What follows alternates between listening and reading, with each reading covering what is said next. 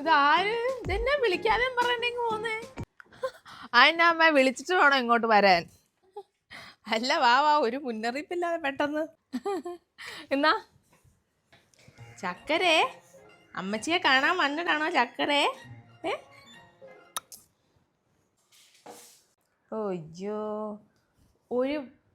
ഒന്ന് വിളിച്ചു പറഞ്ഞത് എന്തേലും ചെയ്യാം. ഞാനും ഇവരും ഉള്ളതുകൊണ്ട് ഞാനിന്ന് കഞ്ഞിയും പയറും ആക്കാന്നിരിക്കുവാ. നമുക്ക് പുറത്തു പോയി കഴിച്ചാലോ?